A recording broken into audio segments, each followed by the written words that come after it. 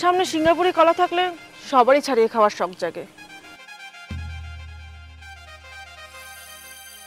আমার থালায় ভাত খেলেও সেটা ধোয়ার পর আর কিছুই থাকবে না, কিন্তু এই টাকাগুলো তো কেউ নিতে পারবে না।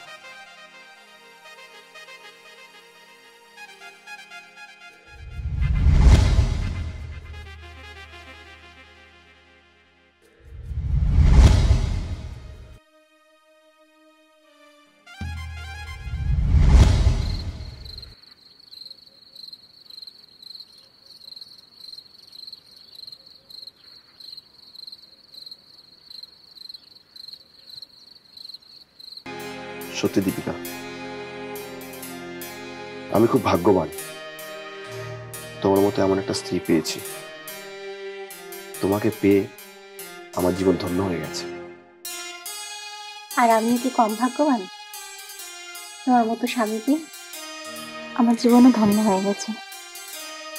আমি শুধু ঈশ্বরকে ডাকি আর বলি, আমাদের এই যুগল মিলনে যেন কারোর নজর না পড়ে। তুমি একদম চিন্তা করো না, স্বয়ং ভগবানেরও সাধ্য নেই আমাদেরকে আলাদা করা। অনেক রাত হয়েছে, চলে এবার শুয়ে পড়ি।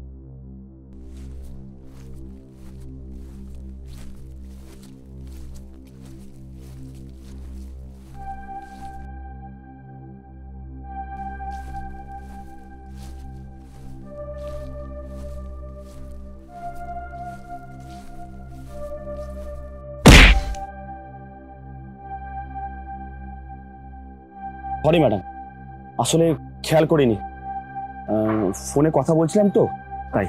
না না, সরি ম্যাডাম। ওকে, আমিও তো ফোনে কথা বলছিলাম, সেক্ষেত্রে দোষটা আমারও। সত্যি মেয়েটা কি লাভলি দেখতে, এমন সুন্দর মেয়ে আমি এর আগে কখনো দেখিনি। এরকম মেয়ের সাথে বিয়ে হলে জীবনটা ধন্য হয়ে যেত। এনাকে দেখে মনে হচ্ছে খুব বড় লোক। বিয়ে হয়ে গেছে কিনা কি জানি, না হলে এনার সাথে প্রেম করলে ভালো হতো। এরকম ছেলেকে বিয়ে করলে জীবন ধন্য হয়ে যাবে। ম্যাডাম, ম্যাডাম, আপনি কিছু ভাবছেন? না না, কি ভাববো? আমার তো মনে হলো আপনি কিছু ভাবছেন। না না, সেরকম কিছু না। আচ্ছা, যদি কিছু না মনে করেন, আপনার নামটা জানতে পারি কি? না না, এতে মনে করার কি আছে? আমার নাম পূজা ব্যানার্জি। আর আপনার? আমার নাম দীপ চৌধুরী। চৌধুরী কোম্পানির নিশ্চয়ই নাম শুনেছেন, তারই মালিক আমি। ও মাই গড, চৌধুরী কোম্পানির মালিক আপনি? আমার কি সৌভাগ্য, আপনার মতো একজন মানুষের সাথে আমার দেখা হলো। নিজেকে এত ছোট মনে করবেন না, আপনি কিন্তু খুব সুন্দরী। তাই বুঝি? আচ্ছা, আমার এই কার্ডটা রাখুন, যদি কখনো প্রয়োজন মনে হয় আমার সাথে দেখা করবেন। ওকে? নিশ্চয়ই দেখা করব। Thank you.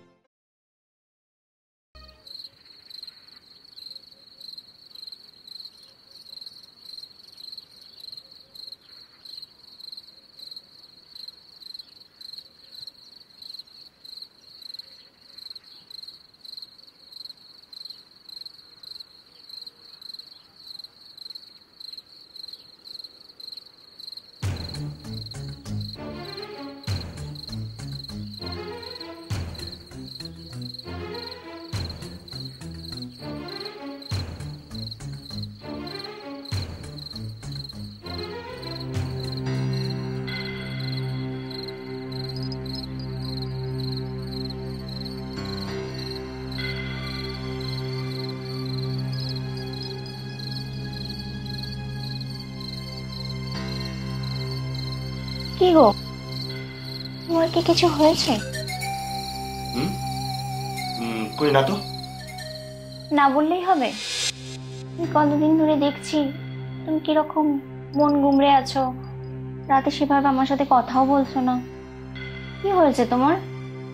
আচ্ছা, ডাক্তার কি কি রিপোর্ট দিয়েছে? না, এখনো রিপোর্ট আসেনি। তোমার কিচ্ছু হবে না, তুমি কিচ্ছু চিন্তা করো না। আমি তোমার সমস্ত দুঃখ দূর করে দেবো, আমি তোমাকে আদর করে দেবো। তোমার না এই জিনিসগুলো আমার একদম ভালো লাগে না। যাও শুয়ে পড়ো, যাও। রাগ করছো কেন?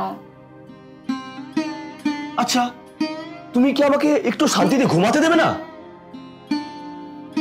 ঠিক আছে, আমি আর নিজ থেকে তোমাকে কোনোদিন আদর করার কথা বলবো না। তোমার যেদিন ইচ্ছা হবে তুমি সেদিন আমাকে আদর করো।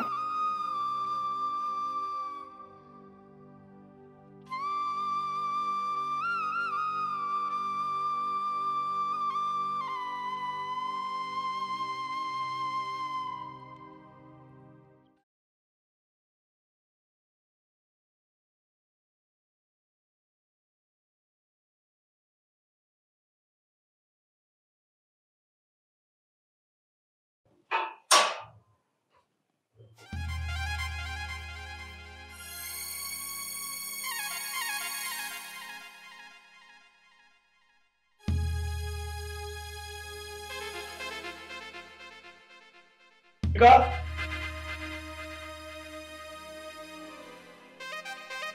দীপিকা,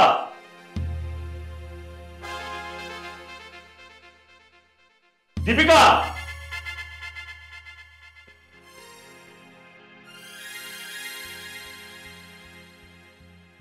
আসতে এত দেরি হলো? বাথরুমে ছিলাম, আর তুমি আজ এত তাড়াতাড়ি চলে এলে?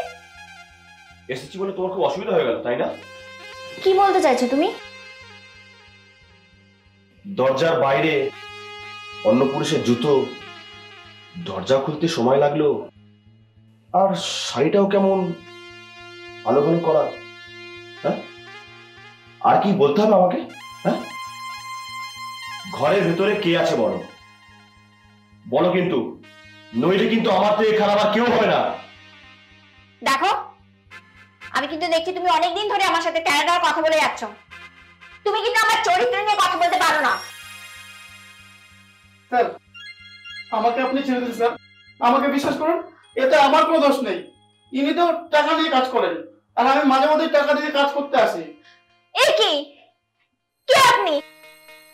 আর আপনি আমার রুমের মধ্যে এলেন বা কি করে? আমার রুমের মধ্যে এমন কি করে? এতক্ষণ তো বিছনা ছিল একসাথে, আর এখন চিনতে পারছেন না না স্যার? আর আপনার বোন এখন আগে বললে পারতেন, আমি তাহলে পরে আসতাম। স্যার, আপনি ঘরে গিয়ে দেখুন, আমি যে টাকাগুলো দিয়েছি সেগুলো এখনো বিছানা তোলা আছে, দেখুন, যান যান, দেখুন।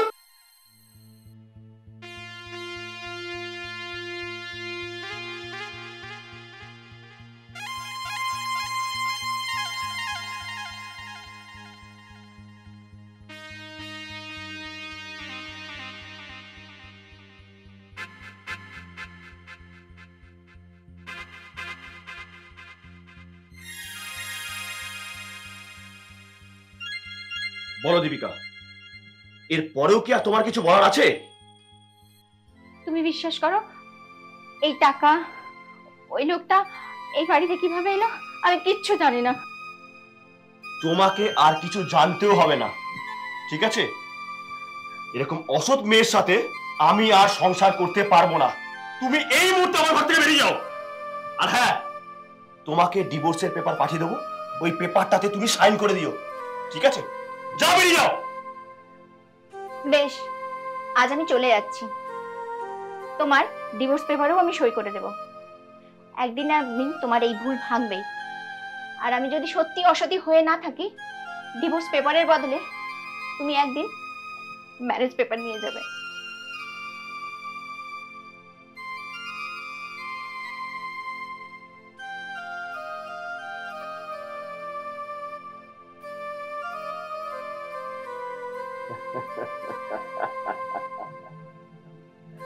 কি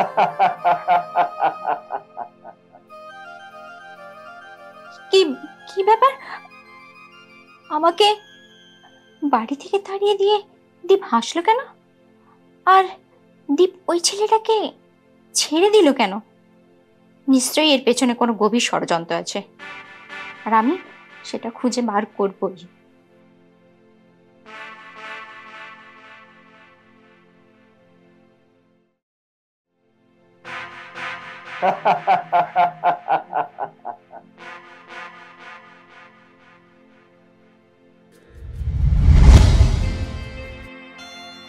সত্যি দীপ, আমি কোনোদিন কল্পনাই করতে পারিনি যে তোমাকে আমি এত কাছে পাবো।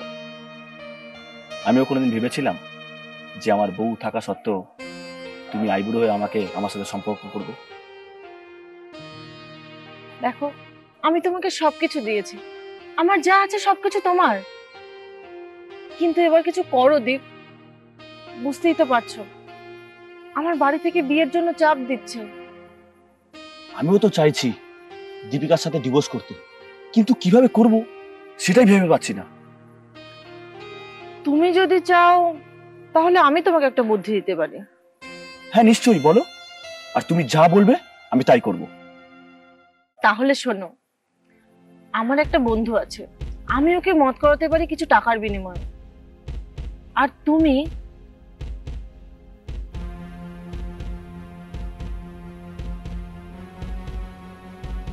দারুণ আইডিয়া দিয়েছো, এর জন্যই তো আমি তোমাকে এত বেশি ভালোবাসি। তাহলে তুমি একটা কাজ করো, তুমি আমাকে এখন 1 লক্ষ টাকা দাও, আমি এই টাকাটা সমরকে দেব, আর আমাদের জন্য কাজটা করার মত করাবো। ঠিক আছে।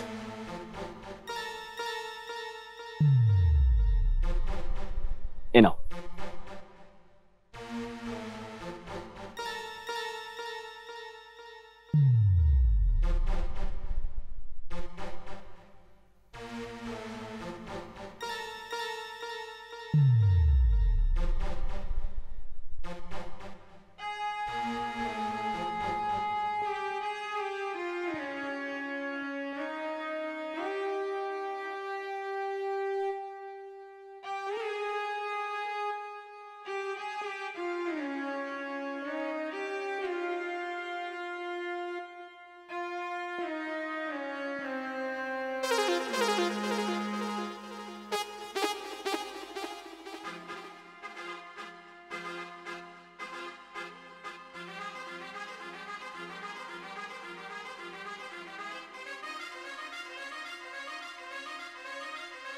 হ্যালো ডার্লিং, কোথায় আছো?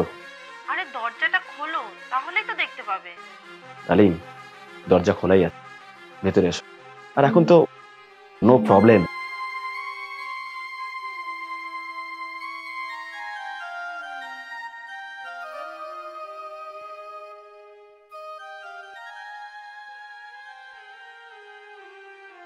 কি ডার্লিং, তোমার কথা মতো সব ঠিকঠাক কাজ করেছি তো? হ্যাঁ, আর তাই জন্যই তো আমরা খুব শিগগিরই দুজন দুজনকে বিয়ে করছি। শোনো না, তোমাকে একটা কথা বলবো, মানে কিছু মনে করবে না তো? কিচ্ছু মনে করবো না ডার্লিং, বলো। আসলে কি আর বলি, আমার বাবার না হার্ট অপারেশন,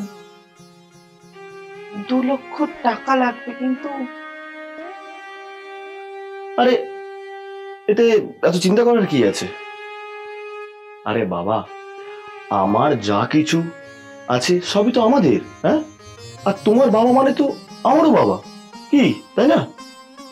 শোনো, আমি তোমাকে 1 লক্ষ টাকা দিচ্ছি, তুমি তোমার বাবাকে নার্সিং হোমে ভর্তি করে দাও, আর তোমার সাথে আমি গিয়ে কথা বলে পুরো টাকাটা আমি দিয়ে দেবো, ঠিক আছে? সত্যি দীপ, তোমাকে আমার জীবনে পেয়ে না আমি ধন্য হয়ে গেছি। I love you. I love you too darling. এনাও।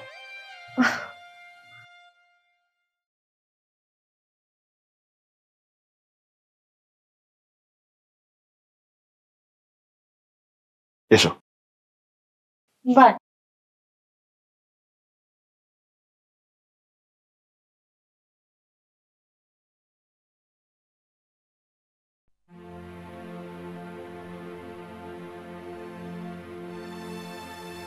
এই নাও আরো 1 লক্ষ টাকা।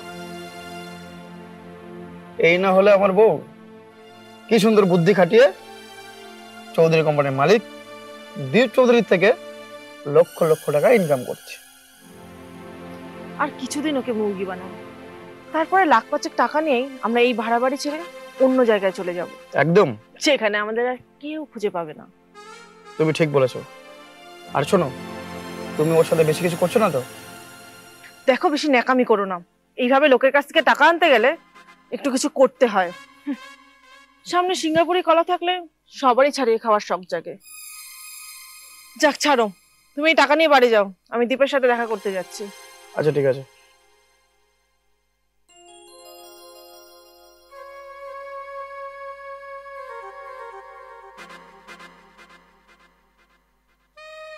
শালা দীপ চৌধুরী আমার থালায় ভাত খেলেও সেটা ধোয়ার পর আর কিছুই থাকবে না, কিন্তু এই টাকাগুলো তো কেউ নিতে পারবে না। কে পারবে আর কে পারবে না সে তো সময় বলে দেবে, তাই না মিস্টার সমরবাবু? কে কে আপনি? চিনতে পারছেন না? ও তাই তো, তুমি আর তোমার বউ যা প্ল্যান করেছো তাই সব মোবাইলে রেকর্ড আছে। আর আমি এখন পুলিশকে ফোন করব, আর তারপর না পুলিশ বৌদি, এসে- এগুলো কিছু করবেন না। আমি আমি আপনার স্বামীর কাছে ক্ষমা চেয়ে নেব, তাও আপনি পুলিশকে কিছু বলবেন না, প্লিজ বৌদি। ঠিক আছে, আমি যখন বলবো ঠিক তখনই তুমি আমার স্বামীর কাছে গিয়ে ক্ষমাটা চাইবে। আচ্ছা ঠিক আছে, আপনি যা বলবেন তাই হবে। মনে রেখো।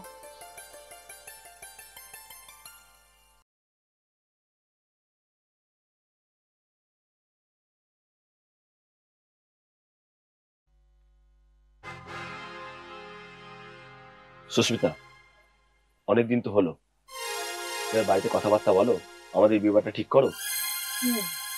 আমি ভাবছি আমি আজই বলবো। আর তুমি একটা কাজ করো, আমাকে আজকে 50,000 টাকা দাও। এই 50,000 টাকায় আমি বাড়ির সবার জন্য গিফট কিনে নিয়ে যাব, জামা কাপড়, তারপরে বাবার জন্য একটা দামি ঘড়ি নিয়ে যাব। ঠিক আছে, এ নাও।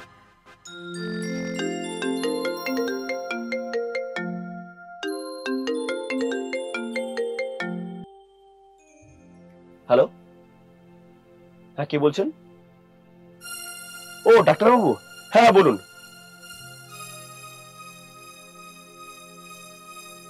কি বলছেন কি আপনি?